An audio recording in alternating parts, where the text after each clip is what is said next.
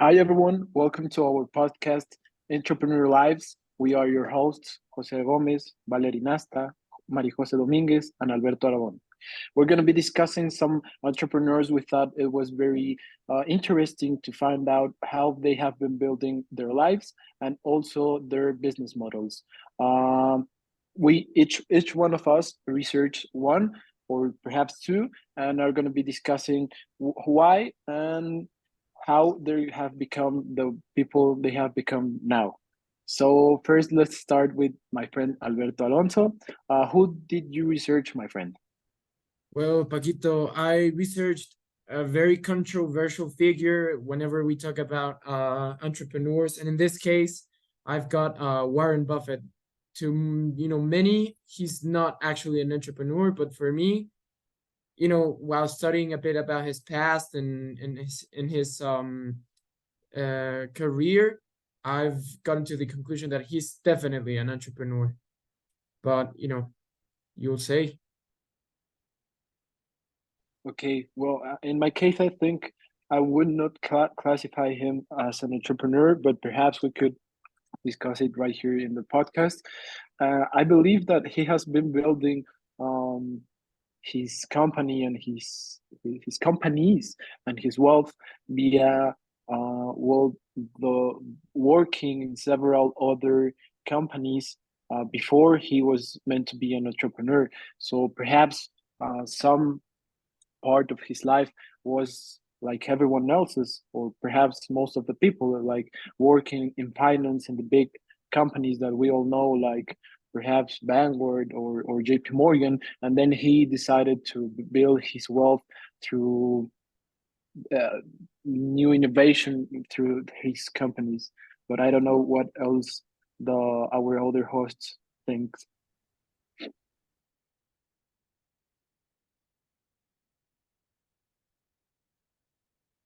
Majo, Valerie, do you have any, perhaps, do you believe we could classify him as an entrepreneur or not?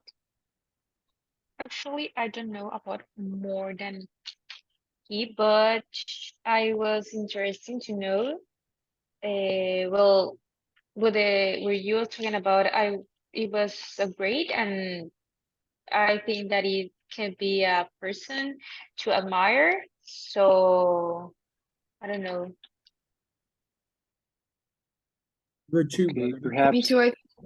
I'm not sure about his life, like all his life. So maybe if I listen to more about his context life, maybe I can classify him as an entrepreneur or not. Fair enough. So, what are the other entrepreneurs we have today? Well, for me, I did a little bit of research about. I'm actually not going to tell you one, but I'm going to tell you three entrepreneurs. They are Mexican entrepreneurs, and I don't know, perhaps you have not heard of them, but you have heard of the business they have built. Uh, their names are Carlos Garcia Otati, Roger Lauhin, and Lorian Garcia Otati. They are the creators and founders of Kabak, one of the first and perhaps 10, around 10 business unicorns we have in the Mexican business realm. I don't know if you have heard of them. Yeah, no, definitely. I mean, Kavak has been actually, I think, the first Mexican unicorn. I So think, yeah. that definitely tells us something about the people who built him. What about you, girls? Okay, so I'm gonna talk about Amancio Ortega, which is the founder of Inditex, all the Inditex group, which is like all Zara, Bershka, Oysho, all stuff like that, like fast fashion kit group. Actually, they have a lot of um, good points to admire because they have a really good organization or marketing to sell. So I think that that persons we could be admired. Okay. Yeah, yeah, I also think that perhaps also we can make like the difference between our entrepreneurs, between the how the world knows them, because I think many of the entrepreneurs and the people like that we have mentioned have built their wealth and also their name like from different strategies. For example, Kavak has been built from the brand, from the company, and people like Warren Buffett or could be described like in a very much a person. So you don't think about their company, you think about him. And in the case of Valerie's entrepreneur Armancio Ortega, sorry, I think it's like a balance between them because we know a lot of his companies and a lot of what he has made and built. So not only for him but for every one of us, because who has not uh, shopped in one of his stores, but also we know him, we know Marcio Ortega. So like there's like a difference between our entrepreneurs, I think, where someone has built like the company and the company is what it's most famous, that is Quebec. Also Warren Buffett, that his name is the most famous, and Marcio Ortega, that it's like the balance between those three.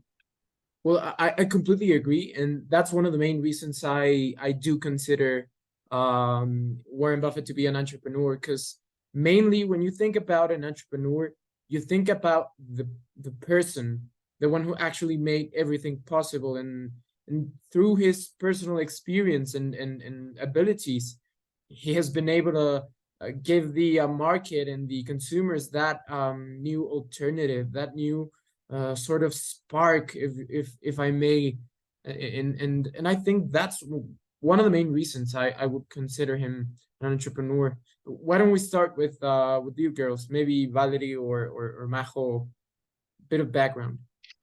Actually, I think that the perfect example is like Larry Page. Larry Page is one of the creators of Google. So we don't know actually the name, just hear Google and everyone know what they're talking about. But they, I don't know, it was created by the nothing. So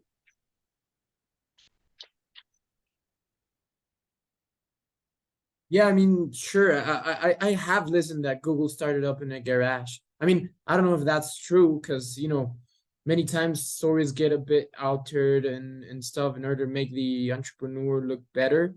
But I did listen or hear one time that they actually got together like a group of friends and they just started working from a garage. I mean, yes, actually it was two persons to create it, but the second one it's says that it never this one has never worked and go out to the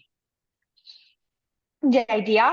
So they have a job in the like a CEO, I think so, in some company, X company. So they create a process, uh, the program to we know the Google, but they inspired by Nikola Tesla. So to create, to innovate some stuffs, and that's how he created. but in what way did they inspire in Tesla? That's something I'm curious in. What has Tesla got to do with search engines? In a everything that it's a paper read that Nikola Tesla is in bankrupt in yeah, so they think that can be a good idea to uh, I forgot the word, but make some donations to a group to can make a I forgot the word, to make a respond the money respond. Okay, okay, Uh, a so backup. yeah, a backup, and then he never have that the same problem like a Nikola Tesla. And they aspire to innovate stuffs like they have the same, but we can make it better. or we can make it better. Yeah. Okay. Basically a bit of the same, but better, right? Yeah. Yes. What about Amancio Ortega? That's a guy that I've been wanting to know a bit more about. I mean, I've never heard his story. I mean, I don't know. I mean, I know the guy's Spanish. I know he has like an empire, but nothing else. Yeah, he's a Spanish guy, and well, when he was 14, he had like problems in his house with some money. So when he was 14, he had to drop school, and he started working in a company that was near his house, that it was for creating shirts, basically, like manufacturing. And then there he learned how to create like clothes from nothing. And then when he was like 30 years, I think, he inaugurated his own like confectionist store, that it's Confecciones Joa. And this was a workshop dedicated to produce dresses and robes for women. He started like selling like to his family and friends. And then when like 10 years later, he started like all this empire of Inditex, and he started with Zara. I think that it's the most known of his brand.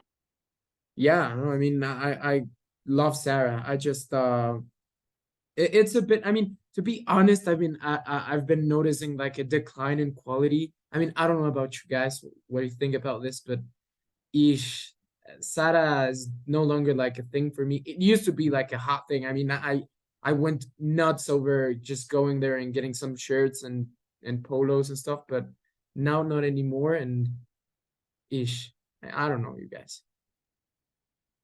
Yeah, I also believe that perhaps when they have like the challenge to get overseas and to expand through new markets and new places, perhaps new countries, they tend, well, a lot of companies, to reduce the costs and also to be able to be more profitable. They tend to reduce the quality of their products or their service they are giving.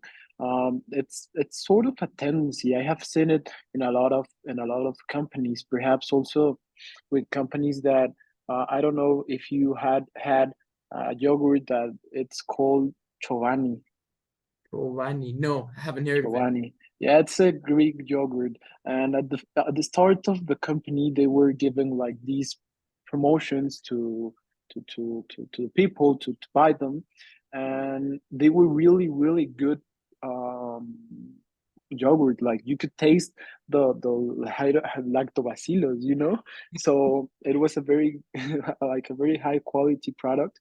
And when they started to expand to other supermarkets, they they didn't deliver the product they were at first trying to promote, because I think like the ambition of the company and to be more profitable, like gains the the balance that you need to have between what you are trying to give the customer, the product that you are trying to sell them, and also to be profitable and like take care of your stakeholders and your shareholders also.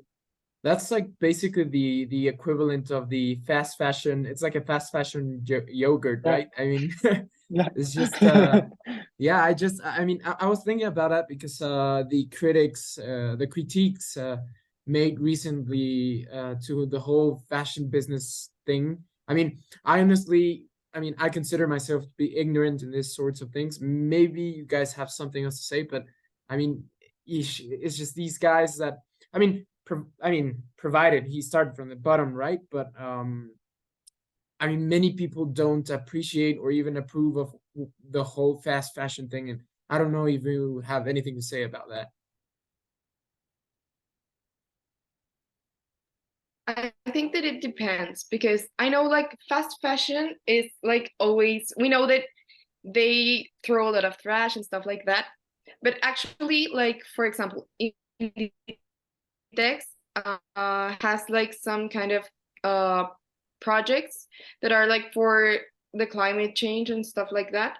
Like if you sometimes buy like one kind of t-shirt, the tag it says like care for water, and it says like with this t-shirt we saved up to 100 gallons of water and stuff like that. So like Inditex is trying to make this change in the fast fashion, like in the whole fast fashion world.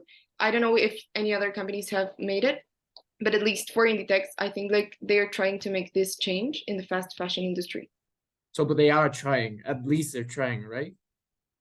I mean, because I mean, I've seen the complaints and the critique to that whole sector, and it's not good. Let me tell you, it's not good. And so, do you believe, Valerie, Alberto, and Maria Jose, do you believe that these sort of changes, like to be more socially responsible and more ecologically responsible, it's only like a strategy not to lose the clients you already have, or the clients, the possible clients that could be leaving you for these types of action you're having, like the lack of social responsibility, or they are like honestly a strategy to change. They are honestly trying to become something else and to deliver something else, not only to the customers but also to the social environment they are in, and also to the ecological environment they are in. I mean, I 100% think they're just doing it for the appearance. I mean, to be honest, I mean, Yeah, it's me just too. uh, those guys, they don't even care. I mean, once you get past by that, once you know go through that, okay, now I have something to eat, I have a roof over me, and my family is doing okay. Once you pass that like worriness line, you know, of not having that financial instability, I don't think you care about anything else, bro. I mean, at least that's my opinion. It depends. Well, actually, I think that it depends. Like straw, they are popular. Make a recycle like I think that they have a straw like of agave, so they was make a change for good. And actually, they well, I think that it's make it like really conscious to the change, not like marketing. Could be, could be. So, but Paco, tell us a bit more about the Kavak thing. I mean, I've been very sort of I've had this curiosity about the whole Kavak thing, and now that you mentioned it, I actually do want to know more about that. Yeah, I believe that. Well, let's start with the start of the company. These three people, two of them are brother and sisters, and one of them is, and the third founder is the husband of one of the two brothers and sister, brother and sister. So I think it was created to by the necessity of buying a car without having the problems they always have. They wanted to buy a used car, and they realized that it was like it was hell. Like, you know, you didn't have a platform where you could really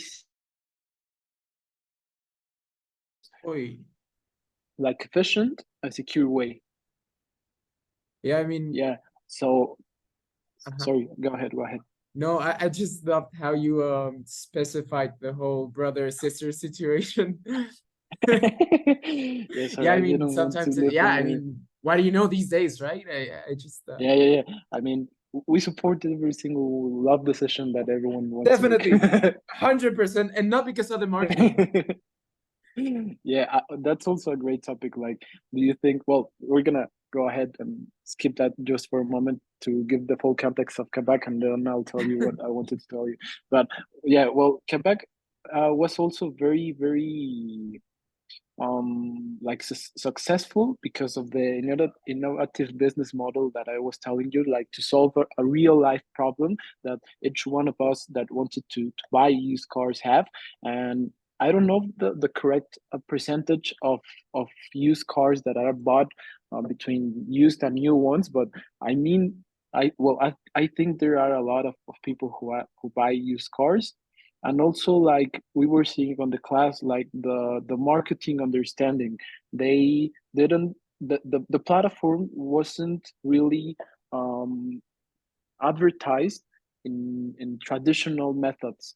It was also like via digital methods and building in like the technology and the digital like environment to be able to get to the right audience.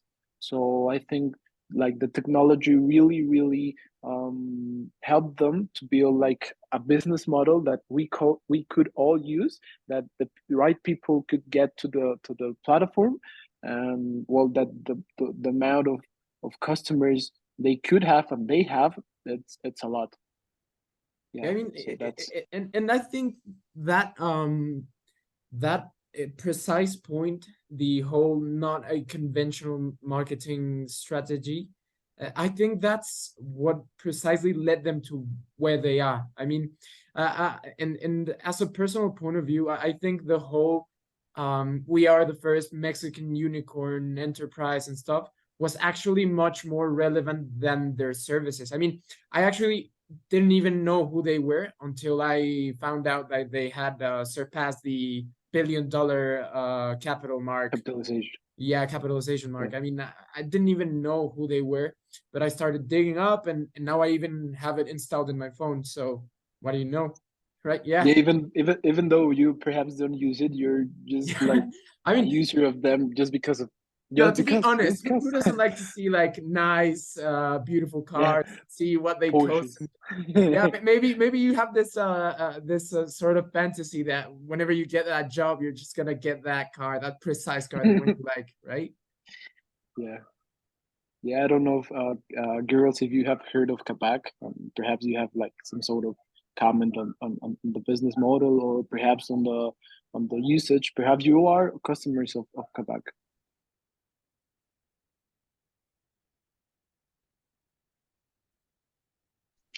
Actually, I didn't hear about anything of Kapag, but I have a doubt. How do you know about that? How do you have the feeling to investigate about more of that? Well, I like cars. I like a lot cars. They're You like love some him, sort of a passion. Yeah, I love them. So perhaps like you are not so interested, sorry, in platforms to see cars, but I am, because I, like Alberto said, even though I don't want to buy a car right now, though perhaps I don't have the budget to buy a car right now, I'm constantly seeing the cars just because I like them, just because I'm gonna like I have like a plan in my head, like, oh well, when I because they're like beautiful. this project, yeah, just because they're beautiful, and like you perhaps like have some sort of like idea in your mind that of what car you're gonna buy in 5 years or 10 years perhaps. So yeah, I think a lot of it's like I was saying, the right people, well, they have built their marketing strategies to get to the right people. I'm the right people, and it got to me. Yeah. Makes sense. Yeah. So as a bit of a closure point, because we're getting near our 25-minute mark, just gonna listen. I just want to make you guys, be 100% convinced that Warren Buffett is an entrepreneur, and I'm just gonna state the facts. Yeah, no, because this has been around all night, and I it's gonna can't be get it out of my head. So it's gonna be convincing, my friend. yeah, no, and here it goes. It is. So first of all, what makes an entrepreneur an entrepreneur? What makes a person be classified as one? I mean, that's what I would ask you first.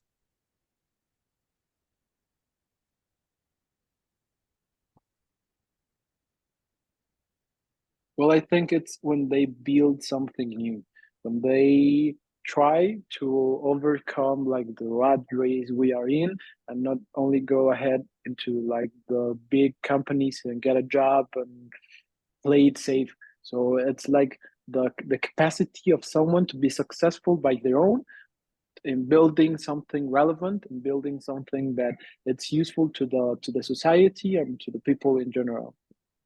Okay. What about you, Valerie? What do you think?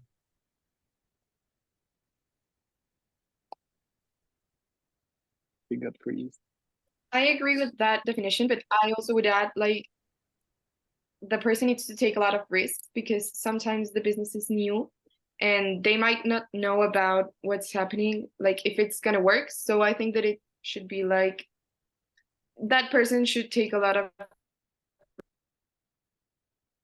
taking it like Okay, okay. And you, Majo, what do you think?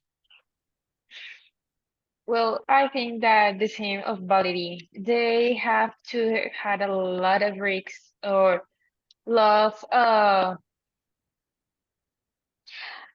to feel to create to have the process the things that make it to make it innovators. So they have to believe it.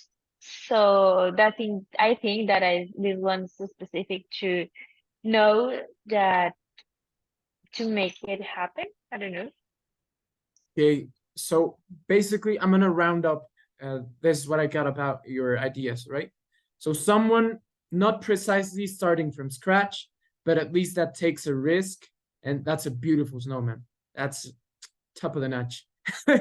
No, yeah, the someone that doesn't precisely start from scratch or anything, but that builds something and takes a risk and actually makes something sort of innovative, right? So this guy, okay, picture this. This guy is just fresh out of college. He's got no job. Yeah, sure, his dad was a congressman. I mean, there's no hiding that. I mean, he was politically connected. But the thing is, this guy gets out of college and he has nothing to do, right? However, he has his life savings. Stop it, Paco, come on. And and he has his life savings into stock. So this guy started investing in stock since he was 12 years old. He started buying and selling stocks from 12. That's just ridiculous. How does a 12-year-old do that? I mean, I don't even know. The official story is that when he was 16, he made his first $50,000 at the age of 16.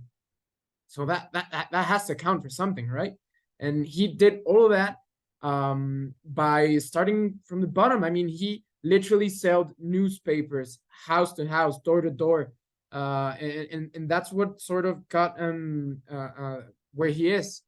So when he got back from college, he had some savings and he found this basically bankrupt, broke enterprise called, I think you know the name, it's Berkshire Hathaway, right? So this company was in the textile industry that had nothing to do with investments. But the guy bought the company with his savings, and then he made it an insurance company. And then with the premiums of the people, he started buying stock. And so he earned double because people paid him to be insured. And then he used that money and got into the stock market and got another earning revenue stream or whatever. And then he just got to the point in which we are now. He's the most successful investor in the planet. He was in 2016 the third most rich man in the world, and he started selling newspapers door to door. I mean, if that's not an entrepreneur, I don't know what is. But hey, it's just my opinion. Well, but I think you just convinced me. Well, I guess that settles it. I I mean, think all of us. sure. You So gave a beautiful speech, my friend. beautiful, beautiful. That was beautiful. So I'm gonna have to wrap it up right now. I'm Aw, sorry we come don't on. have any more time for discussing the beautiful entrepreneur lives of what we have researched, but be sure to follow us on Instagram, on YouTube, and also on Spotify. Leave a And like. we'll see you. We'll see you on the next episode. We're gonna continue to discuss entrepreneurs, and and also we're gonna be talking about business models and hard and soft skills. Thank you very much.